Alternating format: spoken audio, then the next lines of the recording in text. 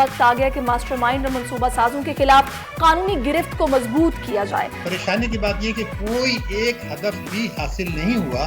Party गमले में लगाई गई है तो उसका वही मुस्तकबिल होगा जो गमला पार्टियों का होता है। वादा क्या जो वफा हो जाए। Every woman is beautiful, but just because आपको एक टाइटल मिल गया doesn't mean। जब मैं वहाँ गई और मैंने इन बच्चों को देखा और देखा कि ये कितना अमेजिंग काम कर रही है ऑर्गेनाइजेशन। अगर सर के दर्द के साथ 5 से 6 चीजें हो रही है तो फिर आपको हाई अलर्ट होना चाहिए।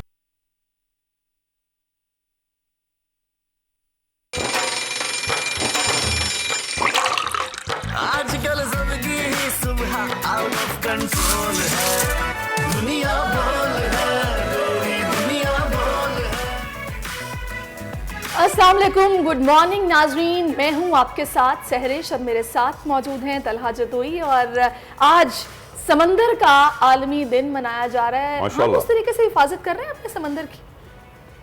ना पूछे तो अच्छा है, क्योंकि हम समंदर के साथ जो कर रहे हैं वो जुल्म नहीं है, जबर नहीं है, जबरदस्ती नहीं है। मैं कहता हूँ वो ऐसी स्टेज पे हम पहुंच गए हैं इसका हमें अंदाजा ही नहीं है कि हम कितना नुकसान अपने माहौल को पहुंचा रहे हैं, जिसकी वजह से क्लाइमेट चेंज हो रहा है, जो हम आगे चल के आपको तफसीलन बताएंगे भी। बिल्कुल, आज 8 जून है, यानी कि वर्ल्ड ओशन डे है और मुस्लिम शरीफ की हदीस मुबारक इसी मुनासिबत से हमने शामिल करनी है। पाकीज़गी निस्फ ईमान है, सफाई निस्फ ईमान है, और हम सफाई का कितना ख्याल रखते हैं ये भी एक तल्ख हकीकत थी जो तलहा ने भी आपके साथ शेयर की है। आपको मालूम है सहरिश, हम लाखों ton solid waste, liquid waste, सनती फुजला बिना सोचे समझे न सिर्फ वो जो हम पैदा कर रहे हैं वो समंदर में फेंक रहे हैं, उसके अलावा हम बाहर से इंपोर्ट भी करते हैं खतरनाक हैजर्डस वेस्ट, इसको रिसाइकिल करना बहुत मुश्किल होता है। जो खुले आसमान तले पड़ा रहे तो सालों साल पड़ा रहेगा, कई दिहाइयों तक पड़ा रहेगा, वो खत्म नहीं होगा। बताने का मकसद ये है कि हमने जो समंदर और समुद्री आबी हयात के साथ किया है वो हमें सोचना चाहिए कि क्या ये हमारा दीन हमें ये सिखाता है कि जो कचरा पैदा करो उसको फौरन से अपने घर के बाहर फेंक दो, उसको ठिकाने ना लगाओ, रिसाइकिल करने का सोचो ही ना, प्लास्टिक को कम करो ही ना। यकीनन अगर हमने अपने माहौल के साथ ऐसा ही किया तो हम क्लाइमेट चेंज इस वक्त दुनिया का सबसे बड़ा सब्जेक्ट और टॉपिक है। वजह यही है कि हम सबको अपनी जिम्मेदारी का एहसास करना है, सबने अपना अपना हिस्सा नहीं डाला तो ये मसला हल नहीं होगा। बिल्कुल, और तला मुझे ज़्यादा अफसोस इस बात का होता है कि मेट्रोपॉलिटन सिटी है जहाँ पर इंडिविजुअली हमें जो अपना अपना फ़र्ज़ अदा करना है हम में से कोई भी नहीं करता। अगर आप यही कराची के किसी अपार्टमेंट्स में चले जाएं तो आपको अंदाज़ा होगा कि वो 9th फ्लोर की बिल्डिंग से किसी ने कचरे का शॉपर ठा नीचे फेंका होगा और वो वहीं का वहीं पड़ा रहेगा, कई दिन तक उसे उठाएगा। और बस बड़ा अफसोस होता है। खैर, अज़्म हम हर साल करते हैं और इस दिन भी करते हैं, आज भी कर रहे हैं कि अपने इस मुल्क को, अपने समंदर को हमें फर्दन फर्दन अपनी जिम्मेदारी अदा करते हुए साफ रखना है। और अगर जिम्मेदारी का एहसास ना हो तो बाहर निकल के गर्मी चेक कर लें और फिर एहसास हो जाए। बिल्कुल, ये क्लाइमेट चेंजेस की सबसे बड़ी वजह, एक कॉज ये भी है उसमें। एनी हाउ, आगे बढ़ेंगे, बड़ी खबर शामिल करेंगे। वक्त आ गया कि 9 मई के मास्टरमाइंड और मंसूबा साजों के खिलाफ कानूनी गिरफ्त मजबूत की जाए। हमलावरों को आर्मी एक्ट के तहत कटहरे में लाया जाएगा। Army chief general Syed Asim Munir की जेर सदारत फॉर्मेशन कमांडर्स का यक ज़बान अज़्म नाकाबिले तरदीद शवाहिद के बाद इंसानी हकूक़ की खिलाफ वर्जी के नाम पर झुकना बेसूद करार। सियासी मैदान में नई सफ बंदियां, फयाजुल हसन चौहान, अली जैदी, इमरान इस्माइल और महमूद मौलवी समेत 100 अरकान कौमी असम्बली जहांगीर तरीन की क़यादत में यकजा हो गए। इस्तेहकाम पाकिस्तान पार्टी का बाकायदा ऐलान आज मुतवक्के। पिछले बजट में क्या खोया क्या पाया, इसाक डार नए बजट से पहले पिछले साल का हिसाब देंगे। इक्तिसादी सर्वे आज जारी होगा। वजीर खजाना की रिपोर्ट मुल्की मईशत की आइंदा समत का तायुन करेगी। और स्पेशल ओलंपिक्स में शिरकत के लिए पाकिस्तानी वफ्द उड़ान भरने को तैयार। मारूफ अदाकारा सरवत गिलानी टीम का हौसला बढ़ाने को बेकरार। बतौर सफीर आज दुनिया बोल है कि मेहमान होंगे। बहुत अच्छा लग रहा है तला इस इवेंट के हवाले से सुनकर, और जाहिर है ये सरपरस्ती मिली है तो फिर ही ये इवेंट सारा ऑर्गेनाइज भी हुआ है और इस तरह से हमारा वक्त वहाँ पर जा रहा है और मुझे पूरा यकीन है कि ये बेहतरीन परफॉर्म करके आएंगे। यकीन है, और सरवत गिलानी अगर उनकी एम्बेसडर होंगी तो आई एम श्योर कि परफॉर्मेंस और इंप्रूव होगी, क्योंकि वो कंटिन्यूसली मोटिवेट करती रहेंगी। और ये स्पेशल ओलंपिक्स में स्पेशल एथलीट्स होते हैं तो इनका जितना स्पेशल तरीके से ख्याल रखा जाए कम है। बिल्कुल। अब जनाब आ जाते हैं कल की अहम जो बैठक लगी है उस पर बात करते हैं। 9 मई के हवाले से कहा जा रहा है कि वक्त आ गया कि मास्टरमाइंड और मनसूबा साजों के खिलाफ कानूनी गिरफ्त को मजबूत किया जाए। हमलावरों को आर्मी एक्ट के तहत कटहरे में लाया जाएगा। Army chief general Syed Asim Munir की ज़ेर सदारत फॉर्मेशन कमांडर्स कॉन्फ्रेंस में इत्तफाक हुआ है। सरबराह पाक फौज का कहना था कि कसरत से जमा किए गए शवाहिद को झुटलाया नहीं जा सकता। फर्जी इंसानी हकूक़ की खिलाफ वर्जियों के पीछे पनाह लेने की तमाम तर कोशिशें बेजूद हैं और इंसानी हकूक़ की खिलाफ वर्जियों और सियासी सरगर्मियों को रोकने के बेबुनियाद इल्ज़ामात का मकसद अवाम को गुमराह करना है। बड़ी अहम बात इस जो फॉर्मेशन कमांडर्स कॉन्फ्रेंस थी उसमें की गई है कि कसरत से जमा किए गए जो शवाहिद हैं उनको झुटलाया नहीं जा सकता और अब वक्त आ गया है कि मास्टरमाइंड के खिलाफ कानूनी गिरफ्त को मजबूत किया जाए और हमलावरों के खिलाफ आर्मी एक्ट के तहत कार्रवाई होगी। इसी पर बात करने के लिए इस वक्त ब्रिगेडियर रिटायर्ड अहमद सईद साहब ने हमें ज्वाइन किया। ब्रिगेडियर साहब बहुत शुक्रिया आपके वक्त का। ब्रिगेडियर साहब ये जो बेलामिया सामने आया है कल की इस कॉन्फ्रेंस के हवाले से पहले तो आप कहिएगा किस तरह देखा है आपने इसको? देखिए, कल जो फॉर्मेशन कमांडर्स कॉन्फ्रेंस के बाद जो प्रेस रिलीज जारी हुआ है एसपीआर की जानिब से वो बड़ा एक ठोस और वाज़ेह अल्फाजों में उन तमाम मनासिर के लिए एक मैसेज है कि जो पाकिस्तान को इंटरनली या बैरूनी तौर पे जो है डिस्टेबलाइज करना चाहते हैं। ऐसे तमाम मनासिर के लिए भी जो पाकिस्तान को किसी हद तक भी जो है अपने पोलिटिकल गेन्स के लिए कोई मलाइन कर सकते हैं या उसको कोई डिसएडवांटेज पोजीशन के ऊपर लेकर जा सकते हैं। सबसे पहले तो प्रेस रिलीज को अगर आप इसको अगर आप पूरा अहाता करें तो उसमें आपने अपने जो शोधा हैं, चाहे वो पुलिस के हों, लेवीज के हों, रेंजर्स के हों या आर्म फोर्सेस के हों, उनके ख़ानदानों के साथ इज़हार यकजहती और उनकी तकरीम और नामूस का जो है उनकी पासदारी करने का एक अहद जो है उसको रिपीट किया गया है। इसके अलावा ऐसे तमाम प्रोपेगेंडा जो पाकिस्तान की नेशनल सिक्योरिटी को डायरेक्ट अफेक्ट कर रहे हैं उसके ऊपर बात की गई है, जिसमें सर फहरिस्त एक ऐसा प्रोपेगेंडा किया जा रहा है कि जिसमें दुनिया में ये बावर कराया जा रहा है कि शायद पाकिस्तान के जो स्टेट इंस्टीट्यूशंस हैं वो कुछ ह्यूमन राइट की वायलेशंस कर रहे हैं कि जिसकी वजह से जो है वो पाकिस्तान में एक डिस्क्रिमिनेटरी काइंड ऑफ जो है वो एनवायरनमेंट इस वक्त मौजूद है। दूसरा ये प्रोपेगेंडा को डिस्पेल किया गया है कि शायद पाकिस्तान आर्मी की सीनियर लीडरशिप या for that matter junior leadership के दरमियान कोई जो है वो तफरका है या उसमें कोई डिवाइड है। तो बिल्कुल ऐसा नहीं है। फॉर्मेशन कमांडर्स की जो कॉन्फ्रेंस के बाद के जिसमें तमाम सबूत जो है 9 मई के दिखाए गए होंगे तो उसके बाद मुतफ़क्का तौर पर जो प्रेस रिलीज है इस इंप्रेशन को भी ज़ाहिर करती है।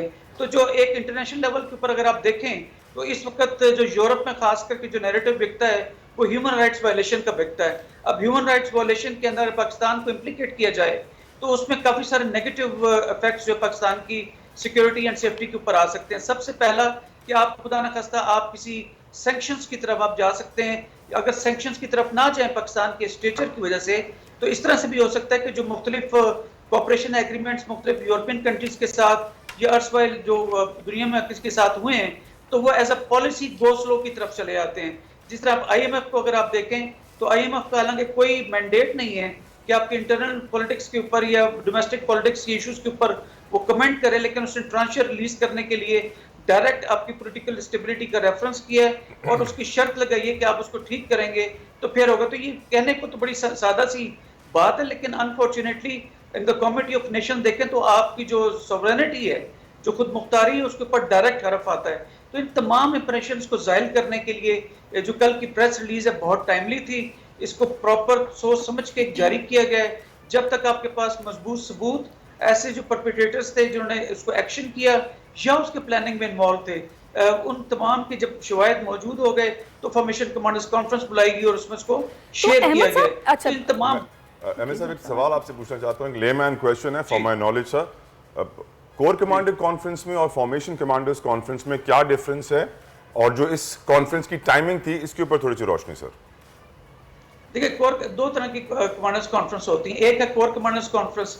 कोर कमांडर्स कॉन्फ्रेंस वो होती है कि जिसमें जितनी पाकिस्तान की कोर्स हैं, लाइक पिंडी में 10 कोर है, कराची में 5 कोर है, 12 कोर कोयटा में है, 2 कोर मुल्तान में है, 1 कोर मंगला, इनके जितने कोर कमांडर्स हैं और जो प्रिंसिपल स्टाफ ऑफिसर्स होते हैं चीफ आर्मी स्टाफ के GHQ के अंदर, तो बड़े सेलेक्ट किस्म के लेफ्टिनेंट जनरल्स बैठते हैं और चीफ आर्मी स्टाफ उनके साथ बैठ के तो ऑपरेशनल जितनी कैपेबिलिटीज या कैपेसिटीज होती हैं या कोई चैलेंजेस आने वाले या मौजूदा चैलेंजेस को डिस्कस की जाता है। तो is a kind of kitchen cabinet of the, you can call it, of the chief army staff. लेकिन जब आप फॉर्मेशन कमांडर्स कॉन्फ्रेंस की बात करते हैं जो कि कल हुई है, उसमें आपके जितने डिव हेडक्वार्टर्स हैं जिसको मेजर जनरल्स कमांड करते हैं ऑल अक्रॉस पाकिस्तान, उन सबको बुलाया जाता है DHQ ऑडिटोरियम के अंदर, और मेजर जनरल्स एंड अबव सारे उसमें बैठे होते हैं, और उसमें complete command structure senior level का which includes lieutenant generals both and major generals, उनको ब्रीफिंग दी जाती है। तो आपके जो डायरेक्टिव्स होते हैं चीफ आर्मी स्टाफ के, जिनको ऑन ग्राउंड इंप्लीमेंट किया जाना होता है, वो थ्रू फॉर्मेशन कमांडर्स होता है।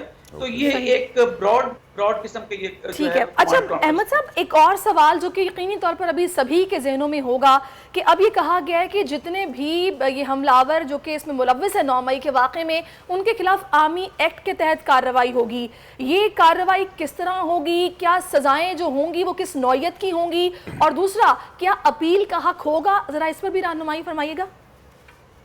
जी, कल से इसके ऊपर भी डिबेट हो रही है, और मैं सोशल मीडिया को फॉलो जरा कर रहा था, तो उसमें एक परसेप्शन फैलाई जा रही है दोबारा से कि शायद पाकिस्तान आर्मी एक्ट जो 1951 का है, ये ऑफिशियल सीक्रेट एक्ट 1923 का है, जब उसको लागू किया जाएगा सिविलियंस के ऊपर तो शायद उसमें कोई लीगल हिचेज होंगी। तो लेट मी रीइटरेट, मैं बिल्कुल क्लियर विदाउट मिंसिंग वर्ड्स में बताऊं कि जो आपका ऑफिशियल सीक्रेट एक्ट और जो आपके पाकिस्तान आर्मी एक्ट 1951 वाला है, इसको कॉन्स्टिट्यूशनल इसको कवर हासिल है। इससे पहले माजी में भी इसके तहत सिविलियंस का ट्रायल होता रहा, लेकिन उन सिविलियंस का कि जिन्होंने कोई फौज के अंदर खुदा ना खास्ता कोई म्यूटनी कराने की कोशिश की हो, आपस में तफरका दिलाने की कोशिश की हो, या for that matter military installations पे हमलों में इन्वॉल्व हो। तो ये 1966 में भी हुआ, और हालिया दिनों में अगर पिछले माजी करीब में आप जाएं तो 2015 के अंदर जब 2014 में APS दिसंबर में अटैक हुआ था, तो उसके बाद 2015 में टेररिस्ट के खिलाफ स्पीडी ट्रायल करने के लिए विद अप्रूवल ऑफ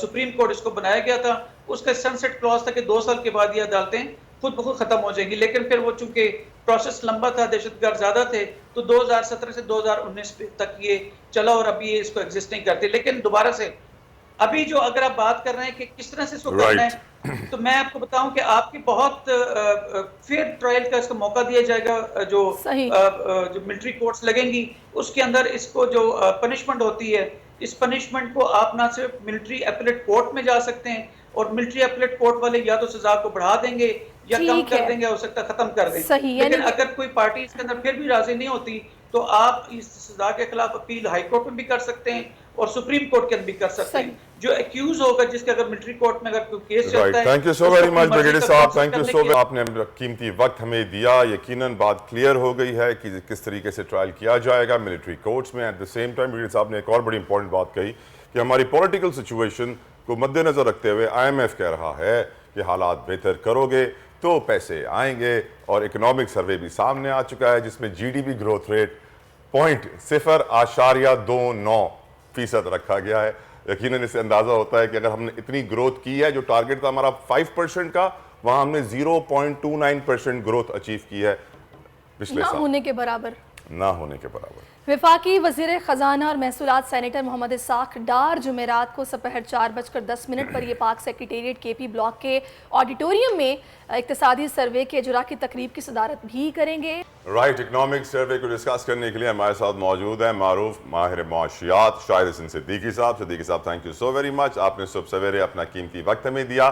सिद्दीकी साहब, ये बताइएगा ये इकोनॉमिक सर्वे मुझे लग रहा है किसी हॉरर मूवी की तरह होगा, एक खतरनाक ख्वाब की तरह होगा जो आज शाम को आएगा, क्योंकि इकोनॉमिक ग्रोथ, हमारी GDP ग्रोथ तो 0.29% है, तो बचा ही कुछ नहीं, ना लार्ज स्केल मैन्युफैक्चरिंग, ना एग्रीकल्चर, ना सर्विसेज। आप सर क्या एक्सपेक्ट कर रहे हैं? बहुत शुक्रिया आपका। मैं आपसे बिल्कुल वाज़ह तौर पर बता दूं कि ये जो तखमीना है कि 0.29 शरह नमू है, ये शायद सही नहीं होगा, और मैं पूरी जिम्मेदारी से कह रहा हूँ ये मनफी चला जाएगा। अच्छा। क्योंकि ये मार्च तक के तखमीने हैं उनके, नेगेटिव ये करते हैं, तखमीनों में थोड़ी सी डंडी मार देती हैं और कहते हैं जी तो ये होगा -2 के करीब, नंबर 1। तो लेकिन परेशानी की बात ये कि कोई एक हदफ भी हासिल नहीं हुआ, कोई नॉट ए सिंगल, और बहुत से अशारिये जो हैं वो मज़ीद ख़राब हुए। ठीक है, आप जिम्मेदारी बहुत सारी चीज़ों पर डाल दें, लेकिन कुछ सवालात तो फिर जवाब देने होंगे। पहली बात तो ये है कि जून में आपको पता था कि जब बजट दे रहे थे कि पिछली हुकूमत क्या तबाहकारियाँ करके गई है, तो उस तबाहकारी के बाद जो आपने अहदाफ हासिल रखे थे वो फिर हासिल क्यों नहीं हुए, उसका जवाब तसल्ली बख्श मौजूद नहीं है। मसलन बजट में ये लिखा था कि 3000 अरब रुपया की टैक्सों की चोरी हो रही है, हम इसको रोक के ये आमदनी बढ़ाएंगे। ये बिल्कुल वाज़ेह तौर पर तकरीर में लिखा है। अब इसका किसी चीज़ से क्या ताल्लुक है? जहाँ तक आदाद व शुमार हैं, हमारी टैक्सों की चोरी बढ़ गई, तो इसका मतलब ये है कि ना इसका यूक्रेन से ताल्लुक है ना फ्लड से ताल्लुक है। चोरी बढ़ी, क्यों बढ़ी? जबकि आपने 3000 अरब रुपए का टारगेट रखा था। दूसरी बात ये थी कि जब हुकूमत में साबिक सदर वज़ीर दफ़ा ये कह रहे थे हम डिफ़ॉल्ट कर रहे हैं, और आपको पता है मैं कह रहा था नहीं करेंगे, मगर क्या ये हकीकत नहीं है कि इस दौरान में शाहाना अखराजात हमारे जो हैं वो बढ़े। हमारा काबीना का साइज़ मई में भी बढ़ाया गया, बैरूनी दौरे बेताशा हुए। तो शाहिद साहब, इसमें ये जो आप कह रहे हैं कि ये खर्चे जो बढ़ाए गए हैं, इसमें आप सबसे बड़ी वजह क्या समझते हैं? क्योंकि देखिए अभी जो ये बजट आ रहा है उसमें डेवलपमेंटल जो फंड है वो भी बहुत ज़्यादा रखा गया, जिस पर सुना है IMF एतराज़ भी कर रहा है कि इत्तेहादी हुकूमतें 13 जमातें मिली हुई हैं, जाहिर है उनको भी साथ रखने के लिए ये फंड्स देना भी ज़रूरी था। तो आपके ख्याल में, अभी आपने खुद भी कहा कि मैं कहता था डिफ़ॉल्ट नहीं करेंगे, और आपने कहा था इंपोर्ट्स बंद हुई हैं इसीलिए हम बच गए हैं, अब हम डिफ़ॉल्ट के करीब हैं, हो जाएंगे, होगा क्या आगे आने वाले दिनों में? देखिए, पहली बात तो ये है कि डिफ़ॉल्ट में एक आपको उसूल बता दूं, इस्लामी जमहूरिया पाकिस्तान है, ठीक है हमारी गलतियां हैं, बहुत सी गलतियां हैं, लेकिन मैं पूरी जिम्मेदारी से कह रहा हूं कि जब तक हुकूमत वक्त नहीं चाहेगी पाकिस्तान डिफ़ॉल्ट नहीं करेगा। ये मैं बिल्कुल बता रहा हूँ। हुकूमत खुद तैयार होगी कि जी ठीक है हालात ख़राब हो गए हैं, हम जो है लोगों पर बोझ नहीं, मालदार लोगों पर बोझ नहीं डाल सकते, और जो है हमें कर्जे वापस करने हैं, लेकिन अशराफिया को हमें बदस्तूर नवाजना है। अगर हुकूमत पाकिस्तान तैयार ना हो तो पाकिस्तान कभी भी डिफ़ॉल्ट नहीं करेगा, नंबर 1। ये तो बिल्कुल जहन में होना चाहिए। अगर कभी करेगा तो समझ लें कि हम खुद तैयार हो गए। अब वो अमेरिका के इशारे पर हुए या ये कि हम कुर्बानी देने के लिए तैयार नहीं है। हमारी जो मईशत तबाह हुई है उसमें बेतहाशा आइन से मुतसादिम इक़दाम उठाए गए हैं। हमारा इस हुकूमत को मैं नहीं कह रहा हूँ, पिछली तमाम हुकूमतें बशमूल फौजी हुकूमतें, उन्होंने ताकतवर तबकों को नवाजने के लिए और अवाम पर बोझ डालने के लिए आइन की खिलाफ वर्जी की है, करते रहे हैं। अपने मंशूर की तकरीबन 100% खिलाफ वर्जी की है। जब मईशत तबाह हो रही है, महंगाई है, तो आज की तारीख में अगर मैं आपको ये बताऊं कि 9 करोड़ लोग ऐसे हैं पाकिस्तान में जिनके पास मोबाइल है, लेकिन उनकी आमदनी 25,000 30,000 रुपये महीना के करीब है, और वो इनकम टैक्स उन पर लागू नहीं होता, लेकिन हम उनसे 15% जब वो चार्ज करते हैं टैक्स ले लेते हैं। देखिए, जब आपके मेरे फ़ोन से वो 15% लेते हैं तो मैं जब रिटर्न फाइल करता हूँ मैं वो पैसा वापस ले लेता हूँ, लेकिन ये जो बेचारे राइट, ये तो टैक्स ही नहीं दे रहे। बट सिद्दीकी साहब देखिए, नियतों का तो उसी वक्त अंदाजा हो जाता है सिद्दीकी साहब जब मालूम पड़ता है कि कम से कम वेज, मिनिमम वेज 25,000 रुपए इन हालात में जिस वक्त हम रह रहे हैं, मैं समझता हूं कि कम से कम भी वो 35-40 हज़ार रुपए कम से कम उजरत होनी चाहिए, क्योंकि वरना तो सर्वाइवल कैसे होगा वो तो अल्लाह करा रहा है, लेकिन यकीन नहीं आता कि कैसे होगा। Political situation, political uncertainty, IMF ने भी उस तरफ इशारा कर दिया है, लेकिन क्या आपको लगता है कि IMF के इशारे के बाद सियासी सफ़ों में डिसिप्लिन आएगा सर? देखिए, पहली चीज़ तो ये है कि हम लोग अपने मुल्क को खामखा गिराना चाहते हैं। IMF ने वो कुछ नहीं कहा जो हमारे तज्ज़िया निगार कह रहे हैं, बिल्कुल गैर जिम्मेदारी से बात कर रहे हैं। मैं बिल्कुल यकीन दिला दूं कि वज़ीर मुमलकत बराए ख़जाना के अल्फाज क्या हैं। मैंने उनकी तकरीर के अल्फाज नहीं देखे हैं, ये उनके अल्फाज हैं। उन्होंने ये कहा है कि हम किसी पाकिस्तान या किसी भी मुल्क के मामलात में मुदाखलत नहीं करते, पहले उन्होंने ये कह दिया है।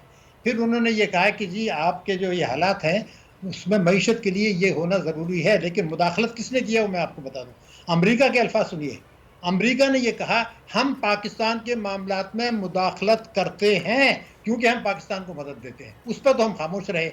अब IMF के साथ हमने भी गलतियां की हैं, इसको तस्लीम कर लेना चाहिए, बार बार गलतियां की हैं, पिछली हुकूमत ने भी, इस हुकूमत ने भी की। अगर कानूनी पोजीशन देखी जाए, IMF का रवैया हमारे साथ दुश्मनों का है, लेकिन कानूनी तौर पर हमने उनको जवाब दिया। तो अगर किसी ने मुदाखलत की थी तो अमेरिका की अल्फाज हम मुदाखलत करते हैं। शाहिद साहब, 2 ऑप्शंस थी हमारे पास, या तो हम IMF की तरफ जाते ही ना जब हमें पता था कि मामलात के तय नहीं हो पाएंगे, ऑप्शन थे ही नहीं कभी। नहीं, मतलब जाहिर सी बात है कि आप जब उस ट्रैक पे हैं ही नहीं और उनसे डेडलॉक, अभी भी 14 जून को जो उनकी लिस्ट आई है उसमें पाकिस्तान का मामला है ही नहीं जिस पर बात होनी है, तो फिर किस तरह की सेटल डाउन होगी चीजें आगे चलकर? यहाँ तो ये इलेक्शन को मद्देनजर रखते हुए अवाम दोस्त बजट देते और पता होता कि भाई आगे बजट के ऊपर बताएं सर, क्या मतलब नहीं, क्या होने जा रहा है? आपने एक अहम नुक्ता उठाया, एक जुमला बोलने की मुझे इजाजत दे दें। जी जी।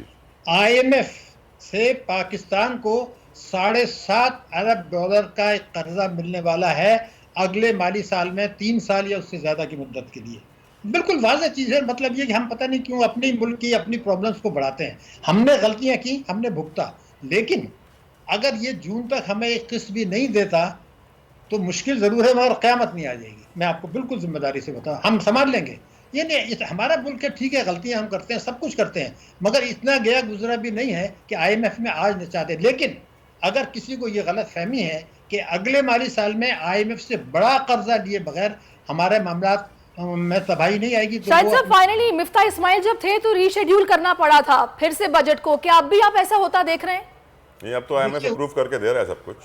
नहीं, IMF, देखिए मिफ्ता इस्माइल ने जो बजट पेश किया था वो तो तमाशा था। मैं आपको रिकॉर्ड में बता दूं, उसमें ये कहा था, एक चीज़ बता देता हूँ आपको वाज़ेह, उसमें ये कहा था कि हमारा इस पूरे साल का अफरात-ए-ज़र जो है वो 11.5% होगा। बजट आया जून में, क्या आपको पता है जून में अफरात-ए-ज़र कितनी थी? 20%। तो जब 20% आपकी है, आप 11.5%। लास्ट क्वेश्चन सर, आपकी नजर में टोटल आउटले क्या एक्सपेक्ट कर रहे हैं आप बजट का? देखिए आउटले तो अभी उसमें मैं समझता हूँ अगर कम कर दें तो बुरा नहीं है। असल चीज़ मैं आपको बता दूं क्या है। असल चीज़ ये है कि आपकी टैक्सों की जो वसूली है वो हमारी जो कैपेसिटी है उससे 8,000 अरब रुपया सालाना कम है।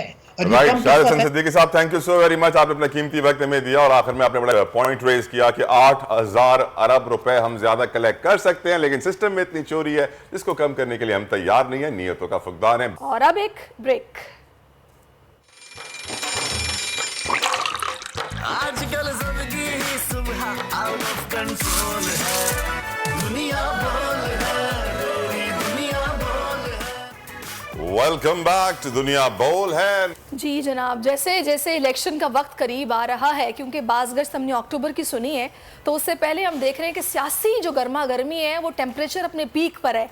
सियासत में नई सियासी सफबंदी हो रही है, तरीन ग्रुप का बड़ा इक़दाम सामने आ गया है, नई पार्टी का ऐलान कर दिया है और आज बाज़ाब्ता तौर पर ऑफिशियली भी सुना है कि अनाउंस कर दिया जाएगा। जहांगीर तरीन ग्रुप के इजलास में इस्तेहकाम पाकिस्तान पार्टी बनाने का ऐलान कर दिया गया है और फवाद चौधरी, इमरान इस्माइल, अली जैदी और आमिर कियानी ने नई पार्टी में शमूलियत इख्तियार कर ली है। पार्टी का बाज़ाब्ता ऐलान आज प्रेस कॉन्फ्रेंस में तला किया जाएगा। डिस्कशन करेंगे, हमारे साथ मौजूद हैं, किसी तारुफ के मोहताज नहीं है, नज़ीर लगारी साहब ने हमें ज्वाइन किया। लगारी साहब, thank you so very much, good morning, अस्सलाम वालेकुम। उम्मीद करता हूँ आप खैर आफियत के साथ होंगे। लगारी साहब, आप हमारे सीनियर हैं, आपसे हम बहुत सीखते रहते हैं, आपके हम जैसे बहुत सारे हज़ारों में शागिर्द हैं। आपने अपनी ज़िंदगी में ऐसी बहुत सारी पार्टीज बनते हुए बिगड़ते हुए देखी हैं, इस पार्टी का मुस्तकबिल सर आप क्या देख रहे हैं? अगर ये पार्टी गमले में लगाई गई है तो उसका वही मुस्तकबिल होगा जो गमला पार्टियों का होता है। इसके अंदर कौन सा पोटेंशियल है, क्या है, ये कर सकती है, और ये लोग एक दूसरे के बारे में पहले क्या कहते रहे हैं और अब क्या कहते हैं, और देखना ये होगा कि ये कौन सा, कहाँ ये फोकस करते हैं, इनका टारगेट क्या है और कौन सा टारगेट ये हासिल करना चाहते हैं। मेरे ख्याल में जो 9 मई की खराबी है, जो चीज़ें जिन चीज़ों ने 9 मई का दिन लाए और जो चीज़ें ख़राब की हैं, उसमें तो ये लोग मुलविस रहे हैं, उसमें ये लोग एक किरदार के तौर पर रहे हैं। अब ये इधर आ गए हैं तो पारसा भी हो गए हैं और इनकी नेकियां और इनकी शराफत भी अब इनके साथ तो साथ। लगारी साहब, मुझे ये बताइएगा, गमले के अलावा भी कोई ऑप्शन होती है पार्टी लगाने के लिए या फिर गमले में ही लगानी पड़ती है? तरीन साहब के पास तो इतनी जमीनें हैं सर, क्यारी व्यारी बना देंगे कहीं कोने में? नहीं, मेरा ख्याल है कि गमले की सियासत की पाकिस्तान में गुंजाइश कम ही है कि गमले के बगैर कोई सियासी पार्टी वजूद में आए। और जो ऑल इंडिया मुस्लिम लीग के बाद जो पार्टियां ये पाकिस्तान में बनी हैं, उन पार्टियों के बारे में बहुत कम ऐसी पार्टियां हैं जो बगैर गमले के लगी हैं और कुदरती तौर पर उनकी नमू भी हुई है, वो आगे भी बढ़ी हैं, लेकिन वो बहुत कम है। और दूसरी बात ये है कि हर बाजू की, दाएं या बाएं बाजू की पार्टियां बहरहाल गमले में ही होती हैं। तो अगर ये इस पार्टी में जो लोग आए हैं, आप कह रहे हैं कि वो भी मुलव्विस हैं 9 मई वाले वाक़े में, तो आपके ख्याल में इस्तेकाम पाकिस्तान पार्टी का हिस्सा होते हुए इनके खिलाफ कार्रवाई मुमकिन है? जाहिर है जब ये कहा गया है कि भाई नहीं छोड़ा लगारी साहब जाएगा। का तज्जिया सुनने के बाद मैं सवाल दिल में आ रहा है सर, इस्तेकाम जरूरी या इंसाफ? मेरे ख्याल में इस्तेकाम भी बहुत ज़रूरी है और इंसाफ तो बिल्कुल ज़रूरी है, लेकिन अब ये सवाल होता है कि गमले के अंदर इंसाफ है या इस्तेकाम है। जो चीज़ गमले में होगी शायद उसको मौका मिलेगा।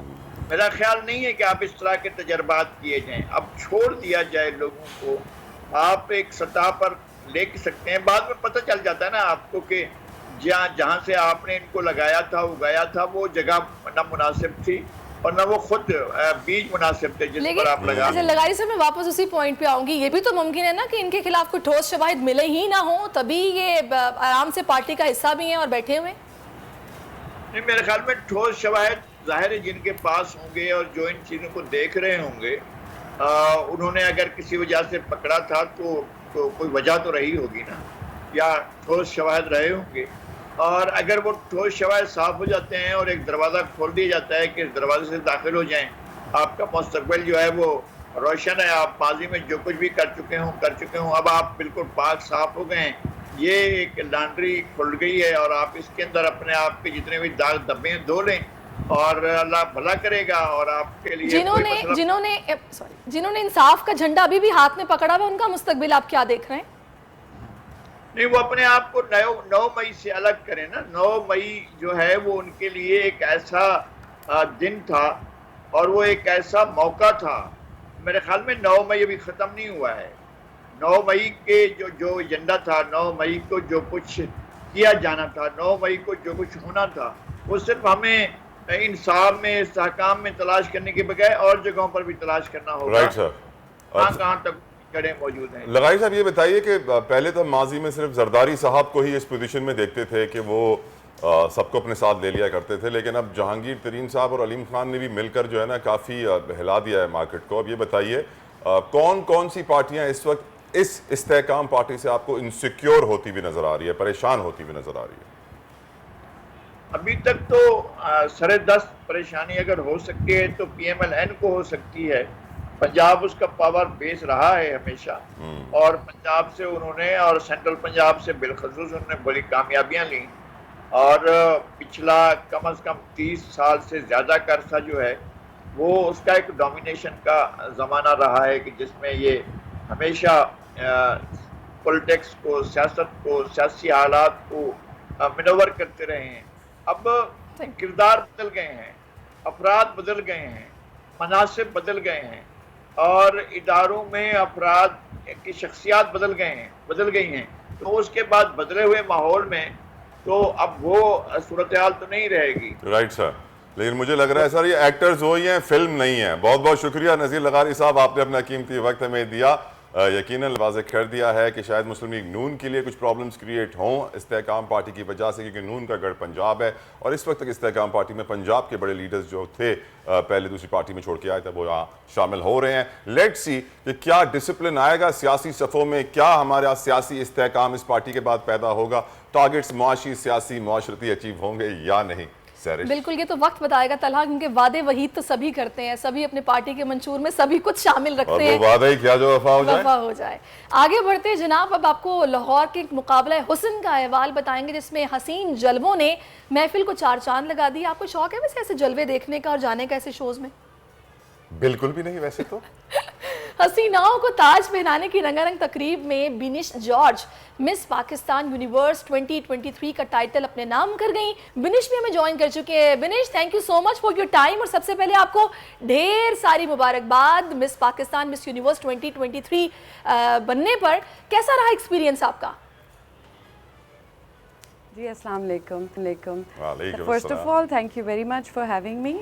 या हेलो जी You're on air, continue. Okay, so I am very excited और मैं बहुत प्राउड फील है कि मैं मतलब I got the title of miss Pakistan universe 2023। अच्छा, Binish, tell us about yourself. आप कहाँ पैदा हुई, कहाँ पली बड़ी, क्या तालीम हासिल की जिंदगी में और क्या टारगेट्स हैं? ओके सो बेसिकली मैं एक बोर्डिंग स्कूल की पढ़ी हुई हूँ इन मरी सिंडेनी स्कूल एंड मेरी पूरी स्कूलिंग वहाँ से है और मैंने अपना I am a makeup artist एज प्रोफेशन मेरा मेकअप आर्टिस्ट हूँ और मैंने दुबई से सब डिप्लोमाज एंड सब स्टडी किया हुआ है बहुत वेरियस जगह पे काम भी किया है until I have my own little studio and I'm working independently Mashallah. now. So I've just completed one movie as an actress and it's going to be in cinemas this year. Okay, Binish, you belongs to a Christian community. तो मुझे ये बड़ा अच्छा लग रहा है कि पाकिस्तान में माइनॉरिटीज़ को पूरे राइट्स हैं कि वो किसी भी इस तरह के इवेंट में जाके पार्टिसिपेट कर सकते हैं और मेरिट पर उनको जनाब वो पोजीशन भी मिलती है जिसके वो हकदार हैं। सबके बराबर हुकूक। बिल्कुल जी बिल्कुल बिल्कुल हम सब पहले पाकिस्तानी हैं और ये पेजेंट इसीलिए हो रहा है and you know it's not like you know racism नहीं है और अब किसी रिलीजन किसी कलर किसी क्रीड किसी बैकग्राउंड से आ सकते हैं और कोई भी compete कर सकता है क्योंकि आई am a proud Pakistani first और यहाँ पे you know Pakistan is a beautiful country और यहाँ पे हर रिलीजन और हर माइनॉरिटी को राइट है अपना आगे बढ़ने का that's what the message we are conveying to the world tell us about your educational career आपने क्या किया है क्या पढ़ा है आगे कुछ पढ़ाई को लेकर सोच रही हैं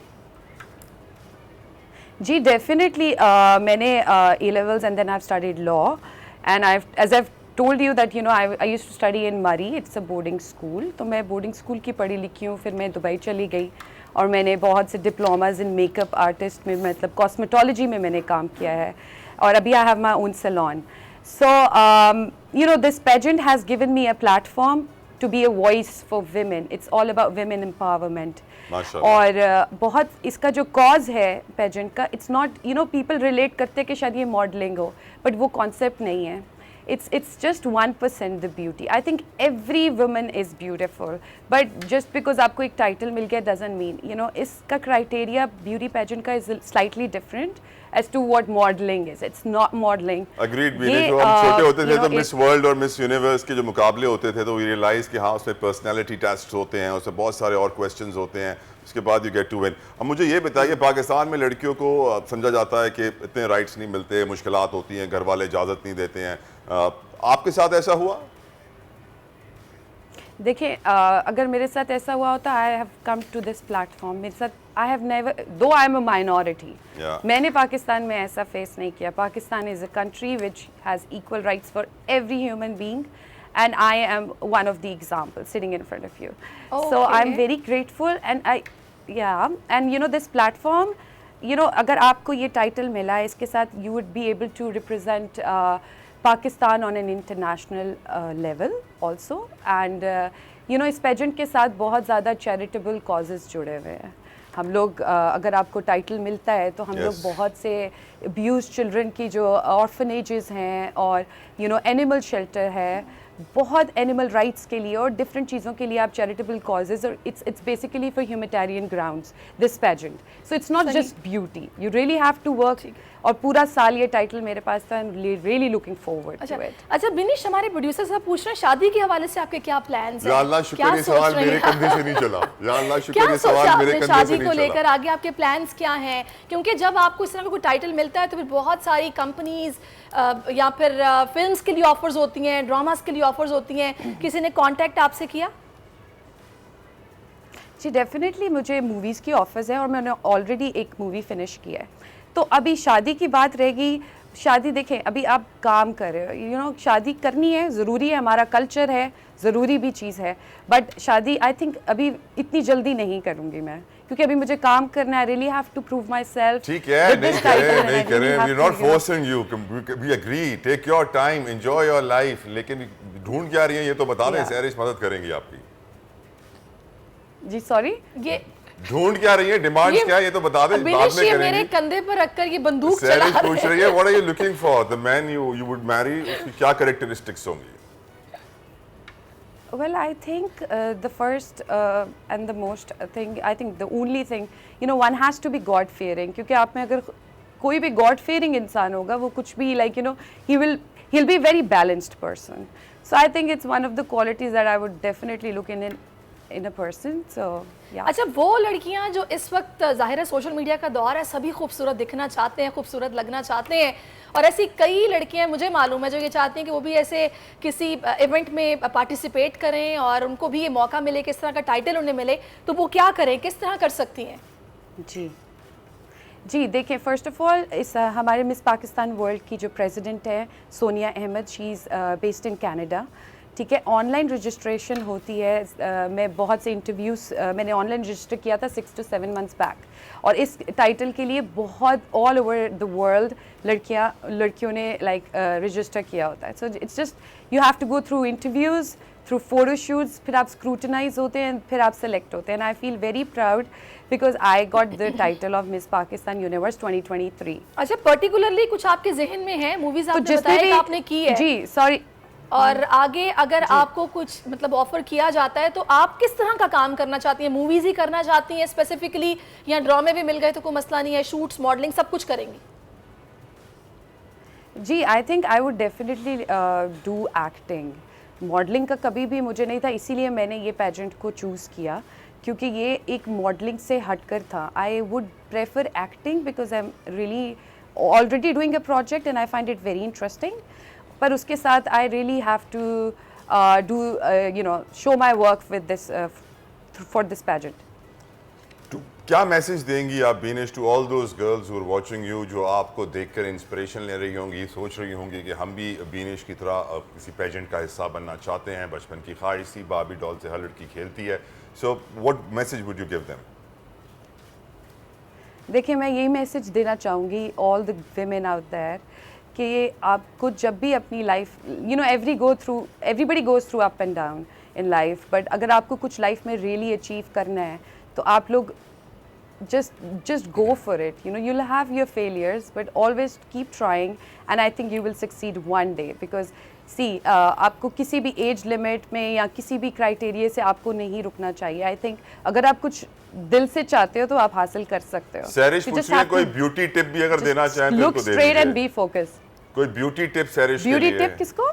Sarish, my co-anchor, she wants a I think she's beautiful. I think Thank you she's so very much. beautiful. Thank you so much. Yeah, she doesn't need any tip. Yeah. Thank you so much, Binesh. आपका बहुत-बहुत शुक्रिया. It was pleasure Thank talking you to so you. much Thank for you having coming on me. the show. Thank you. Hope dreams even further. शहदा के गमज़दा घर वालों ने 9 मई के शरपसंदों को कड़ी सज़ा देने का मुतालबा कर दिया है। हवलदार शुएब अली शहीद की गमज़दा अहलिया का कहना था कि 9 मई का जो साहनिया पेश आया उसका हमें बहुत ज़्यादा दुख है। हम अपने शहदा की छोटी सी चीज़ को नीचे गिरने नहीं देते, और शरपसंदों ने शहदा की तस्वीरों और पाक फ़ौज की तनसीबात को इस कदर पामाल किया। मैं 9 मई के वाक़यात की मजम्मत करती हूँ और चीफ ऑफ आर्मी स्टाफ से अपील करती हूँ कि इन शरपसंदों को सख्त से सख्त सज़ा दी जाए। क्या कहा? का जो सानिया पेश आया, इसका हमें बहुत ज़्यादा दुख था। हम अपने शहदा की छोटी सी चीज़ को नीचे गिरने नहीं देते, और हमारे शहदा की तस्वीरें, आर्मी की, ये सारी चीज़ों को इस कदर पामाल किया गया। इन शरपसंदों को सख्त से सख्त सज़ा दी जाए, और हम आर्मी के शुक्रगुजार हैं। मेरे बाबा ने सियाचिन ग्लेशियर पर ड्यूटी सर अंजाम देते हुए शहादत नोश की। ये मेरे लिए फ़ख्र का बाइस है, लेकिन इन दुख तो होता है, लेकिन फिर भी ये शहादत हर किसी के नसीब में नहीं होती। मुझे फ़ख्र है कि मैं एक शहीद की बेटी हूँ। सानिया 9 मई के बारे में कहना चाहूँगी कि जो भी हुआ वो एक बहुत दिलसोज़ वाक़या था। आज इस मुल्क में हम बैठे हैं तो सिर्फ़ हमारे शहदा के खून की वजह से, उनकी कुर्बानियों की वजह से अब हम यहाँ सुकून से रातों को सोते हैं। मैं अपने लीडर्स को ये पैगाम देना चाहूँगी कि आपकी जो भी सियासी और जो भी क्राइसिस है, जो भी आपका सब कुछ है, वो आप अपने तक रखें। ये मुल्क हमारा है, इस मुल्क को हमने अपना खून दिया है। यहाँ पे हमारे लोग यहाँ शहीद हुए हैं, उन्होंने अपनी इस मिट्टी को ज़रखेज़ किया अपने खूनों से। तो प्लीज़ अपने सियासी मफाद के लिए इस मुल्क के साथ इतना ऐसा ना करें। ये हम सब का मुल्क है। बेशक शहीदों की कुर्बानी की वजह से हम आज यहाँ पुरसुकून तरीके से बैठे हैं, उन्हें जितना सलाम पेश किया जाए कम है। वक्त हुआ एक ब्रेक का।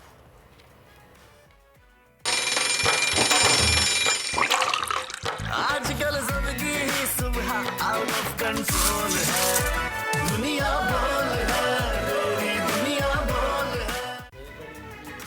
वेलकम बैक टू दुनिया बोल है और अब बात करेंगे स्पेशल ओलंपिक्स की। जिस तरह के नाम से आपको आइडिया हो चुका है कि स्पेशल ओलंपिक्स में स्पेशल एथलीट्स हिस्सा लेते हैं और पाकिस्तान से स्पेशल ओलंपिक्स हमेशा बड़ा एक्टिव रहा है, बड़ा काम कर रहा है और हमारे साथ उनके मेहमान, खिलाड़ी और एडमिनिस्ट्रेशन दोनों मौजूद हैं। डिस्कस करते हैं उनसे अगले इवेंट को जो होने वाला है जर्मनी के शहर बर्लिन में, जो कि बहुत बड़ा इवेंट होगा। यकीनन हमारा वफ्द भी वहाँ जाएगा, हमारे मुख्तलिफ स्पोर्ट्स में वो मुकाबले करेंगे। और सरवत गिलानी किसी तारुफ की मोहताज नहीं है, मारूफ अदाकारा हैं, बड़ी सेलिब्रिटी हैं, हम सबकी पसंदीदा हैं, मेरी तो पर्सनल फेवरेट हैं। एम्बेसडर भी हैं एसओपी की, which makes it even better, क्योंकि इन खिलाड़ियों को आप देख रहे हैं इस वक्त स्क्रीन पर, ये सारे खास लोग हैं, स्पेशल बच्चे हैं, इनके ऊपर बड़ी मेहनत की जाती है, इनके साथ काम किया जाता है, इनको स्टेज पर लाया जाता है, फिर दुनिया के सामने मुकाबलों में ये पाकिस्तान को रिप्रेजेंट करते हैं, जो कि अगेन एक बहुत बड़ी अचीवमेंट है, एक बहुत बड़ा एजाज है। तो विदाउट एनी फर्दर अड्यू आपको मिलवाते हैं अपने मेहमानों से। सैरिश।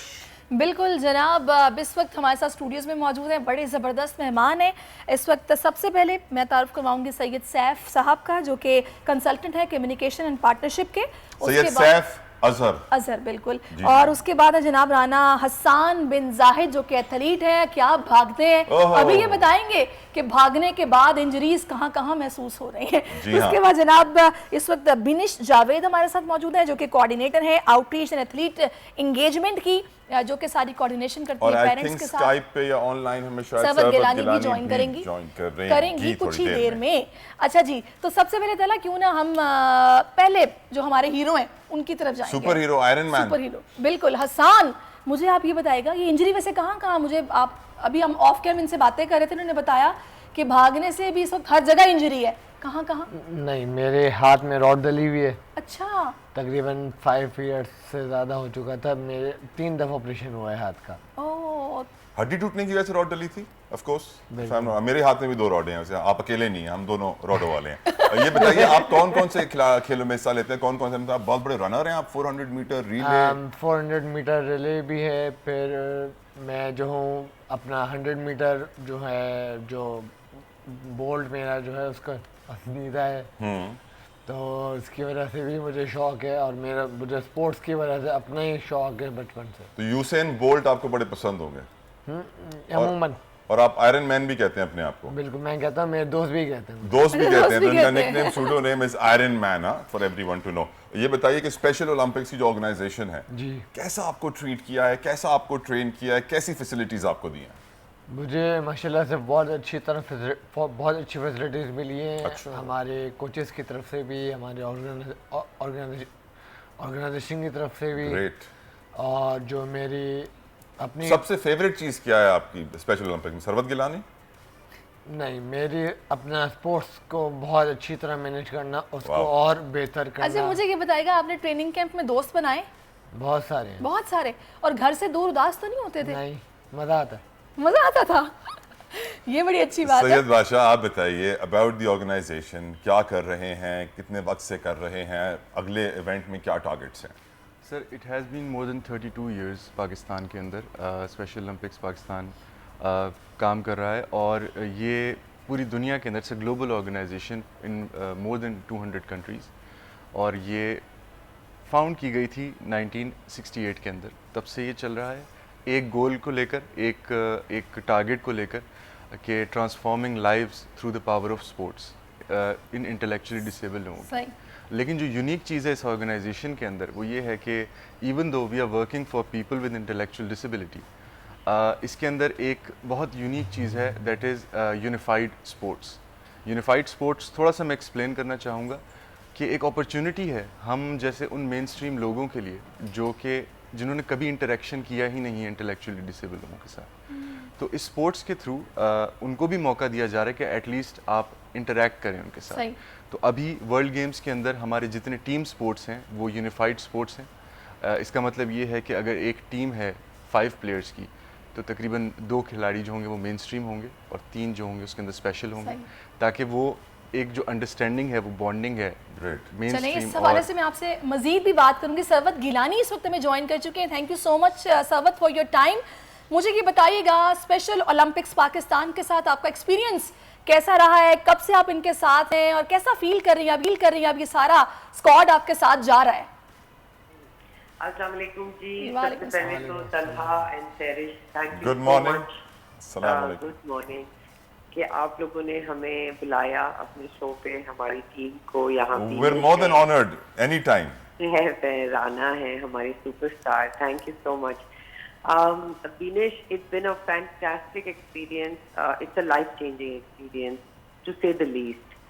You know, मैंने 20 साल इस इंडस्ट्री में एज एन एक्टर गुजारे और मैंने 8 साल एज एन एम्बेसडर गुजारे और इन 8 साल में मेरी ज़िंदगी जो बदली है और जितनी रिवॉर्डिंग रही है उसको लफ्ज़ों में नहीं आप एक्सप्लेन कर सकते।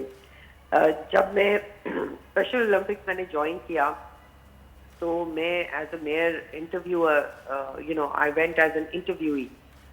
इनको एक सेलिब्रिटी का इंटरव्यू चाहिए था अपनी मैगजीन के लिए, बट जब मैं वहाँ गई और मैंने इन बच्चों को देखा कि ये कितना अमेजिंग काम कर रही है ऑर्गेनाइजेशन और कितनी ट्रांसपेरेंट तरीके से ये काम हो रहा है। यू नो, मैं बहुत सारी ऑर्गेनाइजेशन का हिस्सा रहे, लेकिन आपका दिल वहाँ जाता है जहाँ सच हो और इन बच्चों के लिए अनगिनत मोहब्बत, अनकंडीशनल लव, अनकंडीशनल एफर्ट्स हो। So when I saw that, and Madam Raunak Lakhani ने इतना अमेजिंग एक सेटअप बनाया हुआ है, and she's been doing this for the last 30 years. Wow. और उसके साथ साथ जो उनकी टीम कलेक्ट हो रही है साथ साथ, यू नो, इन 30 सालों में जो उनकी अब टीम है, वो टीम भी उतनी ही मेहनत करके इन बच्चों के लिए कुछ करना चाहती है। Sarwat, Sarwat, I don't know if you remember और नॉट, मैं सरवत को बहुत पहले से जानता हूं और मैं याद दिलाना चाहूँगा सरवत को कि जब वो इंडस वैली की स्टूडेंट थी तो एक दफ़ा मैं वहाँ गया था तो मेरे हाथ पे चोट लग गई थी, रात का वक्त था, कोई बैंडेज नहीं मिल रहा था, तो सरवत ने आउट ऑफ द ब्लू आके बैंडेज किया था और उस वक्त से मैं जानता हूँ कि इनके दिल में बड़ा रहम है और ये अपनी रिस्पॉन्सिबिलिटीज़ को बहुत करीब से देखती हैं। And Sarwat, I know you are expecting, you not feeling well, thank you so very much for giving us time and मुबारक हो, अल्लाह ताला आपको सेहत और शिफा दे। ये बताइए, आपने तो अपनी रिस्पॉन्सिबिलिटी को एहसास किया है और आप उस पर काम कर रही हैं, you are the ambassador for Special Olympics, targets क्या रखे हैं, किस तरह हमें सोसाइटी को इन्वॉल्व करना है इनके साथ? देखिए तलहा, दिस आई से everywhere, I feel not just celebrities या होस्ट आपकी तरह या एम्बेसडर्स या वॉलंटियर्स, बल्कि ये रिस्पॉन्सिबिलिटी हर शहरी की जाती है कि वो अपने मुल्क की एक कॉज को लेके उसको फिक्स करे या कोई भी प्रॉब्लम जो हमें as a society, as a community problem दे रही है या उसकी बात टैबू है और लोग उसके लिए आवाज़ नहीं उठा पा रहे, तो आपकी आवाज़ इनफ है। तो जस्ट ऑलवेज रिमेंबर कि आपकी आवाज़ से अगर एक कॉज को अवेयरनेस मिल रही है और आप लोगों की सोच बदल रहे हैं, जो लोगों की जिंदगियां बदल रही हैं, तो उस आवाज़ का होना बहुत ज़रूरी है। And that आवाज is enough. When I joined Special Olympics, I felt that हमारे पास you know anthem होना चाहिए। रौनक लखानी जी का एक बहुत बड़ा ख्वाब था कि हमारे पास anthem नहीं है, हमारे पास एक गाना होना चाहिए। तो स्ट्रिंग ड्राइव, स्ट्रिंग सिंगाना बनाया, अनवर मसूद साहब ने वो गाना लिखा, हमने अचीव कर लिया। Wow. So once you start targeting and you have your own goals, कि आपने इस कॉज को बहुत आगे तक लेके जाना है, तो वो आहिस्ते करके आप स्टेप बाय स्टेप वो अचीव कर सकते हैं। तो मेरी रिक्वेस्ट यही है कि हर इंसान, चाहे वो फेमस हो नहीं हो, यू नो, एक्स्ट्रा ऑर्डिनरी हम सब हैं, तो हमें एक कॉज को लेके, चाहे वो कैंसर हो, there are so many issues, there are so many things that need to be fixed in this country. And at the same time, are you still teaching as well, Sarwat? I know आपने माशाल्लाह education को भी pickup किया था, तो education पे भी काम कर रही हैं अभी तक सरवत? एजुकेशन मेरी बिल्कुल, I run an art school, it's an after school space for children जहां हम डेवलप करते हैं, बिकॉज हमें ये फीलिंग आती है कि लिटरेसी के साथ साथ स्किल डेवलप करना बहुत जरूरी है। Yes. That is also an inclusive school, and I was so thoroughly impressed by रौनक लखानी। सही कि मैंने अपना स्कूल SOP के बच्चे आते हैं मेरे वहाँ, मेरे गरीब सही। अच्छा सरवत, अब जैसा कि आप माशाल्लाह से पार्ट हैं स्पेशल ओलंपिक्स का और आपका यकीनी तौर पे एक्सपीरियंस बहुत ज़बरदस्त रहा होगा, कोई ऐसी इंस्पायरिंग स्टोरी या अचीवमेंट एथलीट की जो कि आप चाहेंगे कि आप शेयर करें हमारे साथ? देखिए स्टोरी तो इनकी इंस्पिरेशनल स्टोरीज इतनी ज़्यादा हैं दैट हम रोज़ इंस्पायर होते हैं, और स्टोरी से नहीं बल्कि उनकी छोटी छोटी आदतों से भी इंस्पायर होते हैं। अब आई रिमेंबर अभी कुछ दिन पहले हम एक स्पोर्ट्स कॉम्प्लेक्स पे गए थे, तो वहाँ पे इन लोगों की प्रैक्टिस हो रही थी। तो 4 घंटे से ये बच्चे प्रैक्टिस कर रहे हैं। अब 4 घंटे बाद तो किसी ने कहा या कोच ने कहा कि चले रेस्ट कर लेते, तो वो बच्ची कहती है नहीं टाइम नहीं है रेस्ट का, 7 दिन बाद हमें जाना है। और वो कह रही है कि भाई यार आप थोड़ा पानी पी लें। वो अपना टेनिस का रैकेट पकड़ के वो इधर से उधर जंप कर रही है। वो कह रही नहीं भाई कौन सा रेस्ट, 4-5 दिन बाद हम लोग जा रहे हैं। तो just to see that over the years, you know, they've been practicing 4 साल ये लोग प्रैक्टिस करते हैं एक गोल के लिए, एक टारगेट के लिए। वो टारगेट होता है वर्ल्ड गेम्स का। अच्छा सर, मतलब जैसा कि 4 साल से आप रोज प्रैक्टिस कर रहे हो तो आप जो मोर देन रेडी। सही, मैं आपकी बातें सुन रही हूँ, मुझे इतना अच्छा लग रहा है, लेकिन जाहिर है कि मैं पर्सनली उस तरह पार्टिसिपेट आप लोगों के साथ नहीं कर सकती हैं। She wants to go to Berlin. Basically तब से यही कह रही हैं कि मैं भी सरवत के साथ बर्लिन जाना चाहती हूँ। मुझे ये बताएगा कि अगर मैं यहाँ बैठे हुए मतलब पार्टिसिपेट करना चाहती हूँ या सपोर्ट करना चाहती हूँ इन एथलीट्स को, तो मैं किस तरह कर सकती हूँ? देखिए सैरिश, इंशाल्लाह in fact you should come and be part of SOC, और हम हर किसी के लिए ये दावतनामा खुला है कि आप लोग आएं और वॉलंटियर्स की तरह इस कॉज को हेल्प करें। But right now how you can participate is by making shout out. हमारे पेज पे जाके हमारे शाउट आउट सेलिब्रिटीज और different prominent figures of the society जो लोग बना रहे हैं उनकी वीडियो उनको सराह रहे हैं, she is caring for them, they're encouraging them कि आप लोग जाएं, पूरा पाकिस्तान आपके साथ है।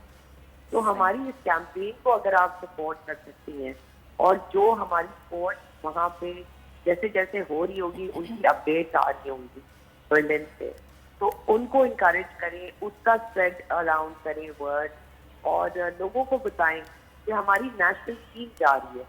तो this is a moment of huge pride for us. इसी के बारे में अगर आप बात करें, more than enough for right now. Agreed. I think मैं कहना चाहूँगा more power to you Sarwat, क्योंकि यकीनन आप एक बेटी भी हैं, आप एक बीवी भी हैं, आप एक अदाकार भी हैं, आप एक टीचर भी हैं, आप एक एम्बेसडर भी हैं, और भी बहुत सारे रोल्स हैं, बहुत सारे रोल्स हैं आपकी लाइफ में। इंशाल्लाह आपको जल्द अल्लाह ताला और एक नेमत से नवाजेगा, सेहतमंद।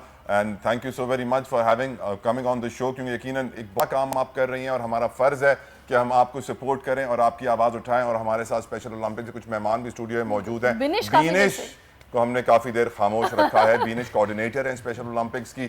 सबसे मुश्किल काम होता है कोऑर्डिनेटर का, काइंड ऑफ। आप सुपर हीरो हैं जी। पेरेंट्स को बनाना मुश्किल है या फिर मान जाते हैं आराम से? नहीं, कुछ पेरेंट्स बहुत ज़्यादा कोऑपरेटिव होते हैं, बिल्कुल आउट ऑफ द बॉक्स जाके काम करते हैं। कुछ के लिए काफ़ी ज़्यादा काम करना पड़ता है, मतलब आपको वैसे भी काउंसलिंग करनी पड़ती है उनके साथ। लेकिन बीनिश मुझे लगता है कि हम इन्हें स्पेशल बोलते हैं लेकिन हमसे ज़्यादा अक्लमंद हैं। जी बिल्कुल ऐसा ही। They know more than us, हमसे ज़्यादा तेज़ हैं, हमसे ज़्यादा अक्लमंद हैं, सब समझ रहे हैं, सब जान रहे हैं। हम इनको स्पेशल समझ के अपने आप को बेवकूफ़ बना रहे हैं। ये स्पेशल इसलिए है क्योंकि हमसे ज़्यादा अच्छे हैं, इसलिए स्पेशल। जी इसलिए स्पेशल है, बिल्कुल ऐसा ही है। यस, ये कॉन्सेप्ट लोगों तक पहुंचाना बहुत ज़रूरी है। और चूँकि मेरा बैकग्राउंड जो है वो रिलेटेड टू स्पेशल एजुकेशन है, basically I am a special educator, और मॉन्टेसरी भी मैं काम करती रही हूँ। तो मैंने जितना इन बच्चों के साथ काम किया है, इनके पेरेंट्स के साथ काम किया है, तो मुझे यही लगता है कि अगर हम इन लोगों को कहते हैं कि ये डिफरेंटली एबल्ड हैं और हम जो है एक मेन स्ट्रीम में रहने वाले लोग हैं और हम उस तरह से काम करते हैं, तो ये हमारा फ़र्ज़ बनता है कि हम उनके लिए उस तरह का एनवायरनमेंट और उस तरह की अपॉर्चुनिटीज़ क्रिएट करें कि ये भी उसी तरह से एक्सेल कर सकें। Agreed. अपॉर्चुनिटीज़। आप भी जा रही हैं बर्लिन? जी मैं भी। तो आपके अगर बैग में जगह है तो अगर सैरिश को बंद करके ले जाएं? है जगह है? सैरिश आ जाएंगी, ऐसे 2-4 किलो बढ़ेगा फ्रेट। इस साल नहीं गई, मैं 2 साल पहले जा चुकी हूँ, तो प्लीज आप ये मत समझें कि मैं मतलब इतना डेस्परेटली चाहती हूँ कि मुझे बैग में डाल के ले जाया जाए। अच्छा, मैं ब्रेक हमें लेनी है, प्रोड्यूसर साहब से पूछते हैं। कि हम शुक्रिया अदा करना पड़ रहा है हमें, सैफ का भी। Your last words. Thank you for all your support. आप लोगों का सपोर्ट, आप बोल चैनल की तरफ से ये जो हमें अपॉर्चुनिटी दी गई यहाँ पर आके बताने की, बड़ी खुशी है आप आए, आते रहा करें, हम तो हमेशा स्पेशल ओलंपिक्स के लिए हमारे दरवाजे खुले हैं। हम आते रहेंगे। हसन, इंशाल्लाह हम लोग फिर आते। शादी कब है आपकी? अभी बहुत टाइम है। अच्छा, चले हम दोनों दुआ करेंगे, इंशाल्लाह जल्दी हो जाएगी, हमारी दुआएं लगती हैं। बीनेश, आपका कोई पैगाम? बस वही, मैं सरवर की बात को थोड़ा आगे बढ़ाना चाहूँगी कि इस वक्त हमारे लिए सबसे ज़्यादा ज़रूरी है कि आप लोग हमें अपनी नेक ख्वाहिशात में और दुआ में याद रखें, और जो कुछ भी हम लोग शेयर कर रहे हैं, प्लीज स्प्रेड द वर्ड। मैं आपके लिए ज्यादा अच्छी अपील करूंगा, जिस तरह आप क्रिकेट से प्यार करते हैं उस तरह खुदारा स्पेशल ओलंपिक से भी कीजिए। ये हीरोज हैं, ये हमसे बहुत ज्यादा अच्छे लोग हैं, बहुत ज्यादा टैलेंटेड हैं, बहुत ज्यादा इनके अंदर स्कोप है, इनके अंदर बहुत ज्यादा आग लगी हुई आगे बढ़ने की। हमें इन्हें सपोर्ट करना है, अगर नहीं किया तो हमने गुनाह किया और जुल्म किया। बिल्कुल, इंडिविजुअली हम इस तरह कर सकते हैं कि हम बिल्कुल आपका हम लोग क्रिकेट वो करते हैं, लेकिन हमारा जो नेशनल गेम है हॉकी, उसको भी हम लोग वो नहीं करते। दे ताली ब्रो, ये मेरी वाली बात की है इसमें। ऑफ कोर्स हम क्रिकेट से इतना प्यार करते हैं कि हम हॉकी वर्ल्ड कप के लिए क्वालीफाई भी नहीं कर रहे हैं, which is sad news. Thank you so very much Hasan, बहुत इंपॉर्टेंट पॉइंट रेज किया आपने। बिनेश, और इंशाल्लाह जीत के आएंगे, फिक्र नहीं करनी। और हम लोग इंडिविजुअली ऐसे पार्टिसिपेट कर सकते हैं कि इनकी वीडियोस को हमें शेयर करना है। अच्छा हुआ ये है, अपने व्यूअर्स को बताऊं कि सैरिश ने अपनी गाड़ी बेच दी है। जब से सैरिश ने अपनी गाड़ी बेची है, प्रोड्यूसर साहब जो है रनडाउन में एक ऑटो सेक्टर का सेगमेंट लेकर आते हैं, क्योंकि कब गाड़ियां सस्ती होंगी, कब सैरिश दोबारा गाड़ी खरीद सकेगी, क्योंकि पैसे वहीं खड़े हुए हैं सैरिश के और गाड़ियां महंगी होती जा रही हैं। वो पुप्पो बन चुके हैं जो कि घर की कोई बात पेट में नहीं रखती और सारे मोहल्ले को बताती हैं। अब बताइए बजट में क्या होने वाला है?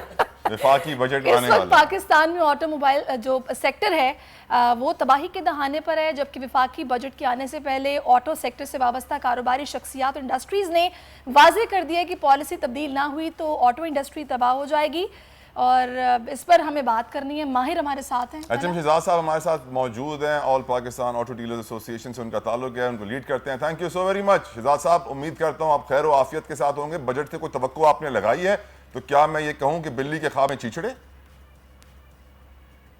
थैंक यू सलाह, बहुत शुक्रिया। उम्मीद तो रखनी चाहिए और हमने उम्मीद भी रखी है। फिर इस दफ़ा बजट प्रपोजल्स भी हमने दिया है, और मैं मिनिस्ट्री ऑफ इंडस्ट्रीज से, मिनिस्टर साहब से मैंने इस्लामाबाद जाके मुलाकात भी की है और अपने मौक़िफ़ से आगाह भी किया है, और उन्होंने मेरी तमाम बातों को सुनने के बाद मुझे यकीन भी दिलाया है कि हम इस पे बहुत ठंडे दिल से इस पे गौर करेंगे। अच्छा देखिए, कला बात यह है कि ये इंडस्ट्री तबाही पे क्यों पहुंची है, जबकि ये इंडस्ट्री नहीं है। आपको पता है ये लोकल असेंबलर्स हैं, ये पिछले 40 साल से इन्होंने कभी मैन्युफैक्चरिंग की तरफ तवज्जो नहीं दी, और आज हम जो है वो तमाम नुकसानात आज उसकी शक्ल में हम भरने के लिए मौजूद हैं, और ये सारे नुकसानात जो है वो ये कम अदा करेंगे, पाकिस्तानी कौम ज़्यादा अदा करेगी, क्योंकि कभी भी इनकी कोई भी गाड़ी ना वो लोगों की क़ुव्वत खरीद में रही है, ना वो रोड सेफ्टी स्टैंडर्ड के मुताबिक रही है। वो सब स्टैंडर्ड गाड़ियाँ ये बनाते रहे, और आज अगर वो इस दहाने पे पहुंच गई है तो इनमें इन्हीं का सबसे बड़ा कसूर है। क्या सुजुकी को 40 साल हो गए, टोयोटा होंडा को 34-35 साल हो गए, हम आज तक मैन्युफैक्चरर नहीं बने, और दुनिया की महंगी तरीन असम्बल्ड शुदा गाड़ियाँ हम आवाम को बेचते रहे हैं।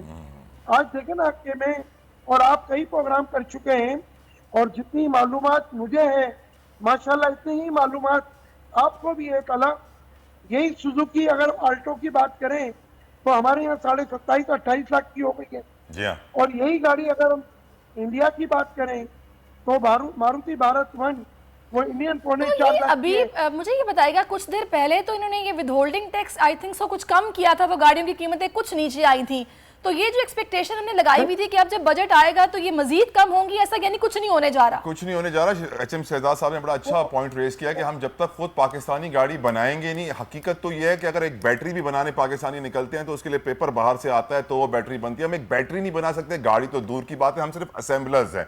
सर अब सवाल ये उठता है एचएम शहजाद साहब, आपने जो जाके वफाकी वजीर साहब से मुलाकात की और उनको अपनी तजावीज़ पेश की, क्या उन्होंने एक कान से डाल के दूसरे कान से निकाल तो नहीं दी? कब होश में आएंगे, कब हम पाकिस्तानी गाड़ी बनाएंगे? एमजी ने सर अभी गाड़ी लॉन्च किया इलेक्ट्रिक इंडिया में 7-8 लाख रुपए की, अब सोचिए सर। कला आपकी बात बिल्कुल दुरुस्त है। मैंने कहा ना जितनी मालूमात मेरी है इतनी ही नहीं सर, आपके शागिर्द हैं, हम आपसे सीखते हैं, आप गुरु हैं हमारे सर। नहीं, बहुत मेहरबानी।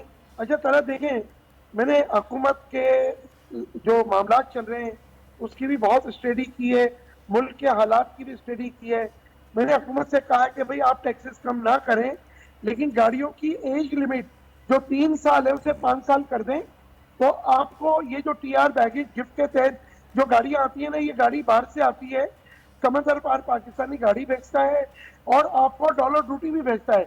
इस वक्त मुल्क चलाने के लिए आपको डॉलर चाहिए, और ये वाहिद रास्ता है कि पाकिस्तानी जो समंदर पार पाकिस्तानी जो दुनिया के बहुत सारे ममालिक में बैठे हैं वो आपको गाड़ी के साथ साथ डॉलर ड्यूटी भी देते हैं।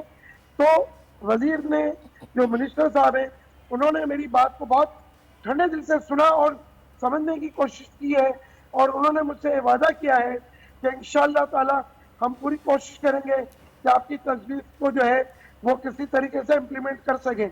अगर तला मेरी बात को अगर इन्होंने मान लिया, और ज़्यादा दूर नहीं है, सिर्फ एक दिन है, कल का दिन अगर ये 3 साल पुरानी गाड़ी अगर 5 साल या 7 साल लाने की देते हैं, तो आप बिलीव करें कि इम्पोर्टेड गाड़ियों की जो कीमत मिसाल के तौर पे एक आल्टो या मीरा वो 20-21 लाख में आ जाएगी, जो कि अभी इस वक्त 34-35 लाख की है। तो ये लेकिन हुकूमत का रेवेन्यू कम नहीं होगा, हुकूमत का रेवेन्यू बढ़ जाएगा। तो HM शहजाद साहब मुझे ये बताएगा कि जब ये इंपोर्ट्स पे पाबंदी लगी हुई थी, पार्ट्स भी नहीं आ रहे थे, गाड़ियां वैसे इतनी महंगी हो रही थी, और वो वहां से जो रिकंडीशन गाड़ियां आती हैं वो भी बंद हो गई, जो ऑलरेडी आती हैं वो इतनी महंगी हो गई, ऐसे में भी नहीं क्या सोचा गया कि भाई खुद से ही कुछ कोशिश कर लें, कुछ इनोवेशन ले आए, कुछ मामलात को आगे बढ़ाएं? क्यों नहीं कोशिश की गई? देखें, ये हमारा जो लोकल असम्बली माफिया है ना, मैं से माफिया कहता हूँ, ये इतना स्ट्रांग है कि ये हर वक्त के हाकिम, जो भी मुल्क के हाकिम होते हैं, उनको ये खरीद लेते हैं और अपनी मकसद की पॉलिसियां बनाते हैं, और उसका खुमियाना जो है वो आवाम को देना पड़ता है। जैसे आप और मैं, हम चाहते हैं मेड इन पाकिस्तान गाड़ी हो और कुव्वतें खरीद में हो। हर एक पाकिस्तानी जिसके 4-5 बच्चे हैं, मियाँ बीवी है, वो चाहता है कि मुझे एक छोटी अच्छी मेड इन पाकिस्तान गाड़ी मिले।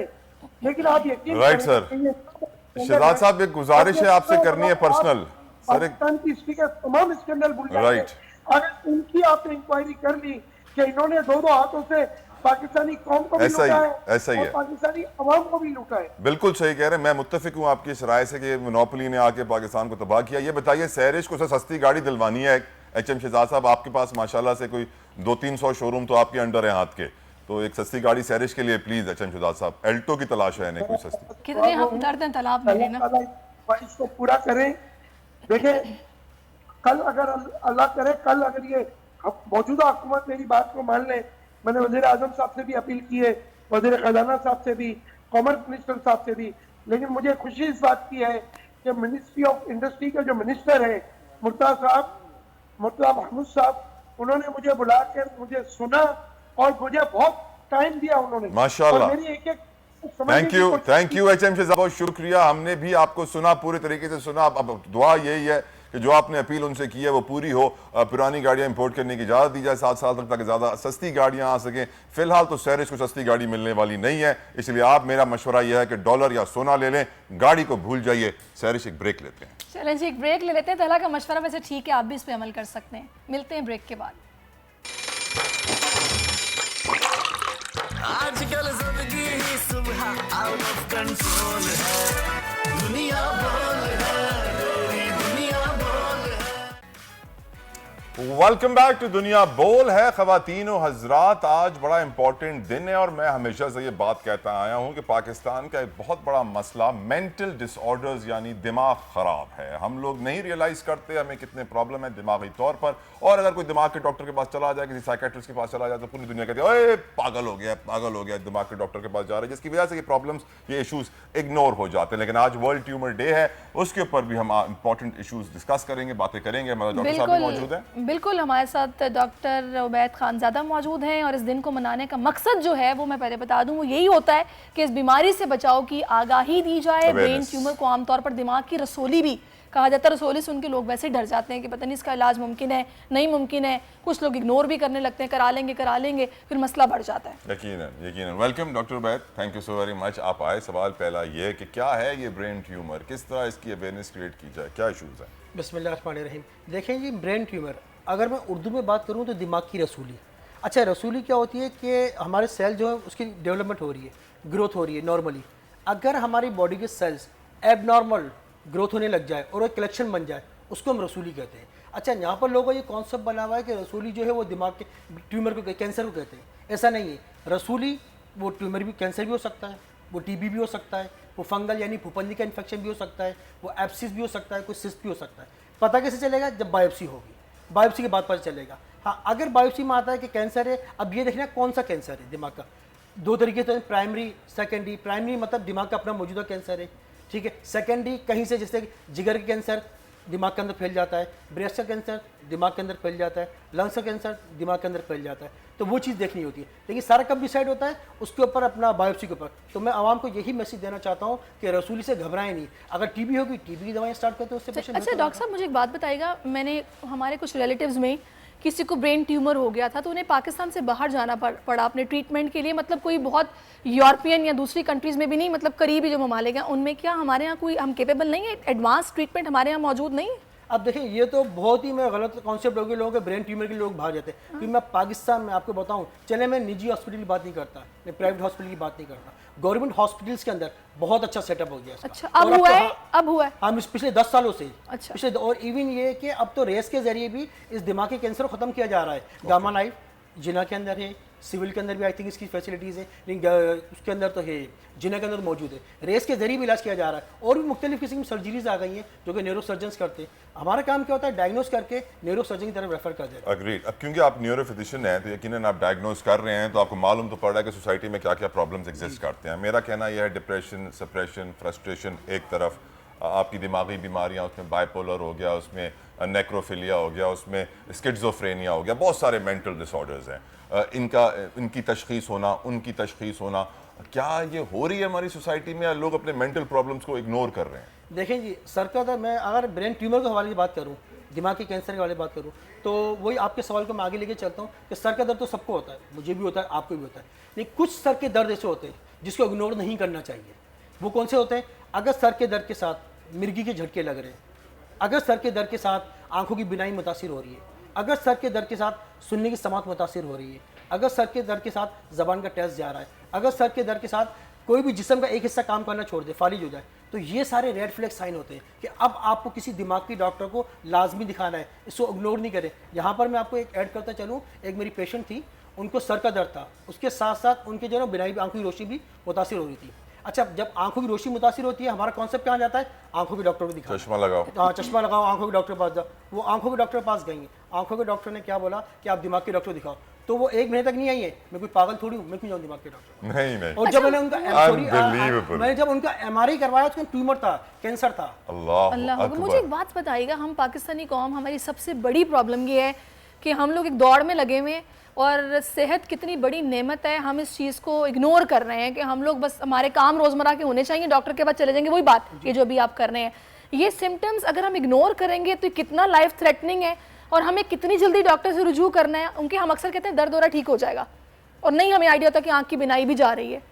तो इसके सीरियसनेस से बताइएगा, आगाह कीजिएगा। देखिए, अगर सर का दर्द होता है ना, ब्रेन ट्यूमर के अंदर जो दिमाग की रसूली होती है, चाहे वो कुछ भी हो, टीबी की शक्ल में हो, फुफंदी की शक्ल में हो, कैंसर की शक्ल में हो, सर का दर्द तो होता ही होता है। सर का दर्द इतना सीवियर होता है, जब वो चीज़ बढ़ती है, जब वो ग्रोथ अपना साइज बढ़ाती है, रसूली अपना साइज बढ़ता है उसका, तो प्रेशर सिम्टम आते हैं। प्रेशर सिम्टम में क्या? सर का दर्द शदीद होता है। अब वो सर का दर्द इतना शदीद हो रहा होता है, अगर उसके साथ किसी को आंखों की बिनाई का मसला हो रहा है तो उसको इग्नोर कर रहा होता है।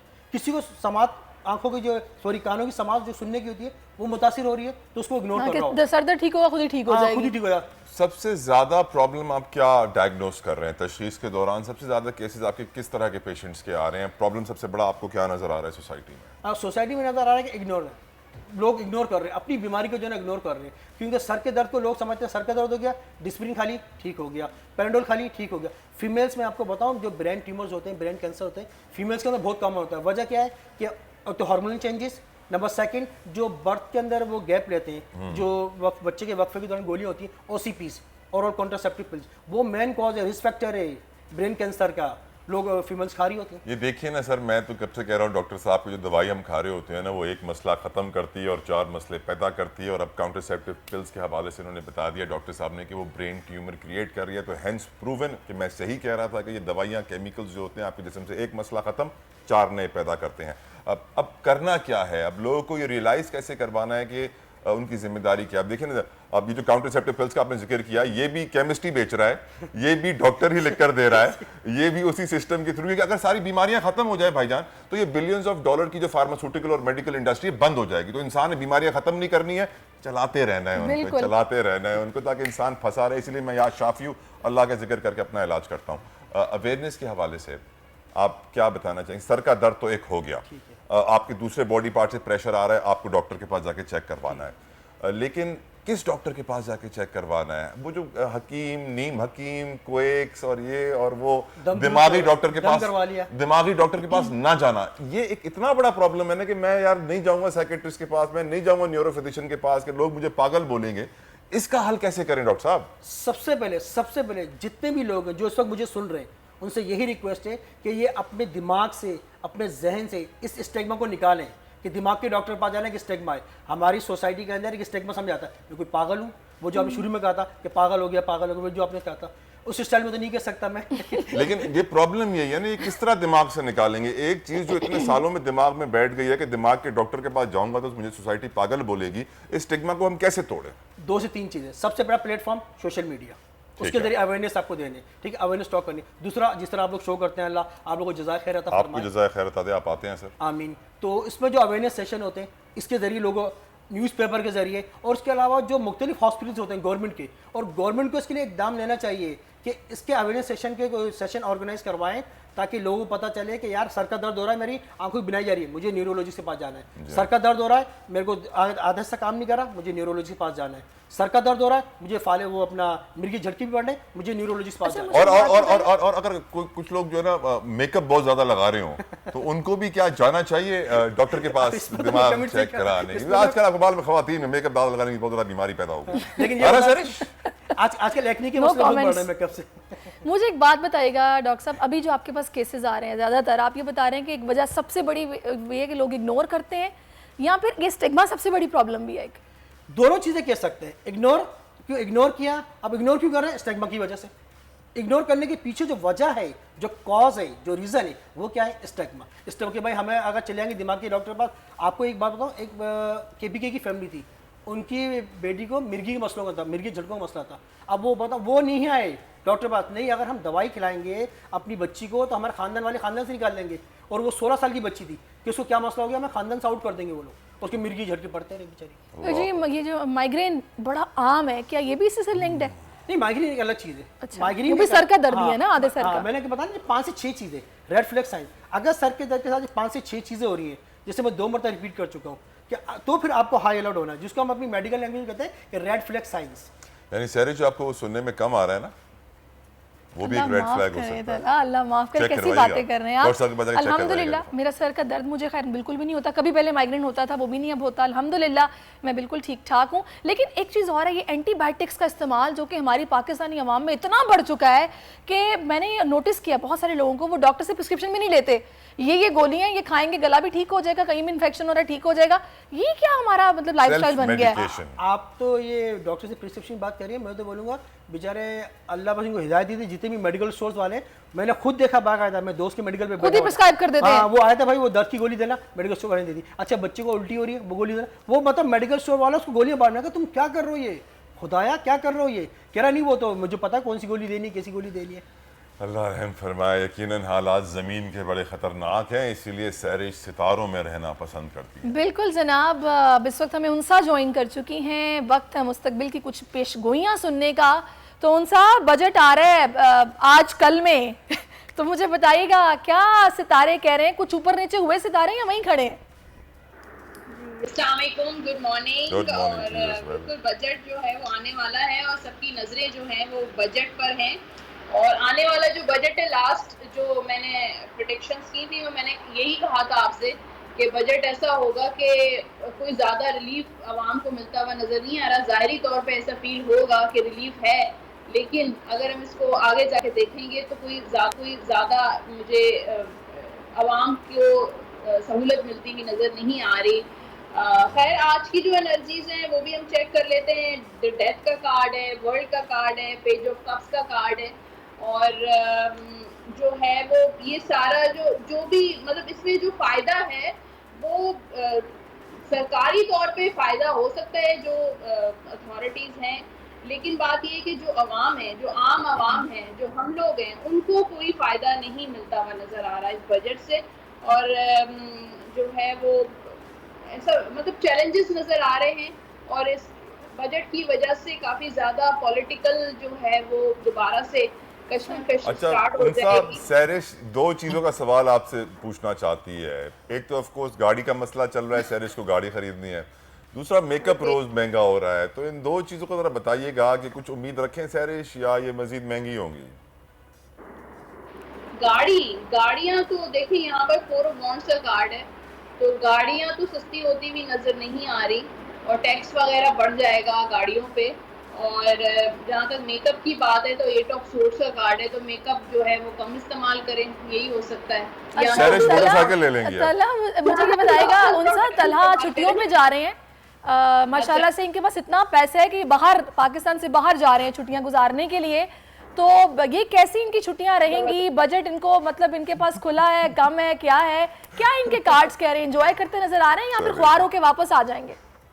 जी बिल्कुल, यहाँ पर ट्रैवलिंग का कार्ड आ गया है। ये देखिए हवा के घोड़े पर सवार हैं, बहुत एक्साइटेड हैं अपने ट्रैवल को लेकर, लेकिन जाहिर है इसी पाकिस्तान का हिस्सा है तलहा भी, तो यही लग रहा है कि 7 ऑफ वांट्स उनकी जो फिक्रमंदी नज़र आ रही है पाकिस्तान के लिए, और बजट भी की वजह से भी थोड़े से परेशान होंगे। लेकिन ओवरऑल अगर ट्रैवल देखें तो अच्छा खासा मैं तो उधार नहीं दूंगी। अगर बजट से ही परेशान है तो उधार, क्योंकि आजकल दौर ही नहीं अपने पैसे फिर भिखारियों की तरह वापस मांगने पड़ते। देखिए जिसने पैसे ले लिए वो वापसी का कोई इम्कान नहीं होता। तो ये देखिए इतना बड़ा पैसा नजर आ रहा है, जितना बड़ा पैसा जो है वो तलहा खर्च कर रहे हैं ट्रैवलिंग में। और यानी ये छुपे रुस्तम है, बज़ाहिर ये गरीब बने हुए हैं, अंदर से इनके पास पूरे मतलब पॉकेट मनी मौजूद है घूमने फिरने की। टॉपिक चेंज करते हैं। उनसा परेशान हो गई है, सैरिश क्या चाह रही है? उनसा ये बताएं, स्कॉर्पियो से हॉरोस्कोप शुरू करें जरा। स्कॉर्पियो से, सैरिश को स्कॉर्पियो बहुत पसंद है। ये नाजरीन मुझे आज मुकम्मल इनके हमले जारी हैं, आप देख रहे हैं ना। अच्छा चले, आने वाला जो टाइम है वो स्कॉर्पियो। थोड़ी सी आवाज ब्रेक हो रही है, पता नहीं मेरी आवाज से नहीं, आपकी आवाज आ रही है। गुड से शुरू करते हैं। बुर्ज अकरब से गुड न्यूज आने वाली है, मुझे पता था कुछ खबरी मिलने वाली है, कुछ बढ़ सकती है, प्रमोशन के चांसेस हो सकते हैं, और रिस्पांसिबिलिटीज जो हैं वो स्कॉर्पियो पे बढ़ती हुई नजर आ रही है। मेहमान भी आ सकता है इंशाल्लाह, वो अल्लाह का हुक्म होगा तो आ ही जाएगा। तो बाकी ये कि थोड़े से जजमेंटल हुए हुए स्कॉर्पियो फैसला कुछ लेना चाह रहे हैं करियर से रिलेटेड या रिलेशनशिप या अपनी पर्सनल लाइफ से रिलेटेड, लेकिन सोच विचार करते हुए नजर आ रहे हैं कि क्या करना चाहिए, क्या नहीं करना चाहिए। अब दोबारा से हम एरीज पर आते हैं। एरीज वालों के लिए जो है आने वाला टाइम अच्छा रहेगा, पैसा आता हुआ नजर आ रहा है, लेकिन शादी के जरा एरीज वालों के कम चांसेस हैं। और टॉरस की बात करते हैं, यहाँ पे ट्रैवलिंग नजर आ रही है टॉरस वालों की। चैलेंजेस जरूर रहेंगे उनके करियर में, फाइनेंसेस में, पर्सनल लाइफ में, लेकिन ये है कि अगर उन्होंने एक पक्का इरादा कर लिया तो कामयाबी जरूर होगी, सक्सेस नजर आ रही है। जेमिनाई की बात करते हैं। जेमिनाई बुर्जोजा जिनका स्टार है, कोई प्रपोज कर सकता है, रोमांटिक टाइम नजर आ रहा है, इमोशनल लाइफ गुजरती हुई नजर आ रही है, सफर नजर आ रहा है, फैमिली के साथ टाइम स्पेंड करते हुए नजर आ रहे हैं जेमिनाई वाले। जेमिनाई के बाद है कैंसर। कैंसेरियंस सुल्तान के लिए थोड़ा डबल माइंडेड हो सकते हैं कुछ चीज़ों को लेके, अपनी पर्सनल लाइफ को लेके, शादी को लेके, जॉब को लेके, कारोबार को लेके, और किसी के साथ कोई फड्डा लड़ाई भी उनकी हो सकती है कैंसेरियंस की। कैंसर के बाद है लियो। उनकी कोई विश पूरी होती हुई नजर आ रही है, शादी से रिलेटेड विश पूरी हो सकती है, लव मैरिज के ज़्यादा चांसेस हैं, और बिजनेस या ट्रैवलिंग अगर करना चाहते हैं तो बहुत अच्छा टाइम है। इन्वेस्टमेंट करना चाहते हैं तो लियो वालों के लिए भी बेस्ट टाइम है। लियो के बाद है वर्गो वाले जो है वो इमोशनल जॉय का टाइम है, ज़्यादातर बच्चों के साथ, फैमिली के साथ जो है टाइम स्पेंड करते हुए नजर आ रहे हैं। सफर भी हो सकता है और खूब पैसा खर्च हो सकता है, पैसों की थोड़ी वर्गो वालों को बचत करनी चाहिए, सेविंग करनी चाहिए। वर्गो के बाद है लिब्रा वाले कुछ कोई क्रिएटिव काम करना चाहते हैं, अगर अभी इन्होंने अपना जो है वो करियर है तो वो काम करें जो जिसमें इनका दिल लगता है, जो इनकी फील्ड से रिलेटेड जो काम है वो करें। पैसों में, फाइनेंसेस में जो भी मामलात हैं उनमें थोड़ी रुकावटें, डिलेज आ सकती हैं। कोई प्रोजेक्ट स्टार्ट होना है लेकिन थोड़ा सा टाइम के बाद शुरू होगा। लिब्रा के बाद तो स्कॉर्पियो में। अच्छा मुझे ये बताइएगा, उनसा स्कॉर्पियो आपने पहले बता दिया था, लेकिन ये मुझे जेलसी भी हो रही है। ये तलहा जो घूमने जा रहे हैं, जरा मेरा भी कोई ट्रेवल का कार्ड निकाल दें, जरा मैं भी घूमने फिरने जाऊं, मतलब मेरा क्या कसूर है?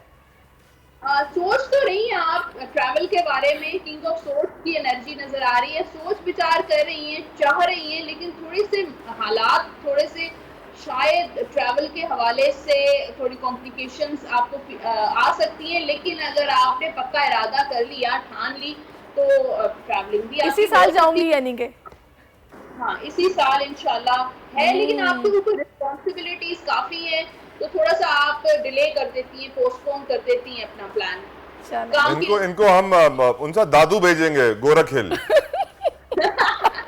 बड़ा एंजॉय करके आएंगे। हंस रही है देख लें आप ये किस तरह के इंसान है, आप देख लें। ये मेरी सिंपैथी इनके साथ है कि एंजॉय करें। और सैरिश तो दादू भेज रहे हैं। हाँ बिल्कुल, ये बिल्कुल।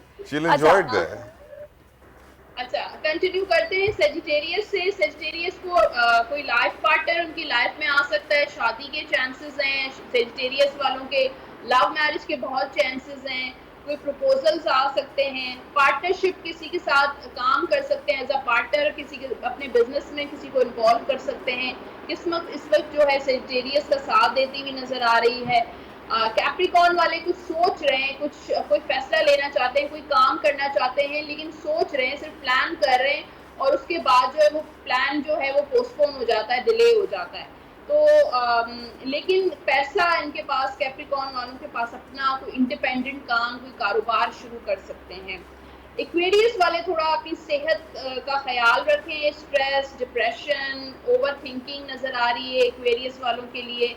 पर्सनल लाइफ थोड़ी सी मुतासर हो सकती है, और लेकिन सेहत का आपने ख्याल रखना है। नींद आपने पूरी लेनी है एक्वेरियस वालों ने। एक्वेरियस वालों का भी कोई सफ़र आ सकता है आने वाले दिनों में।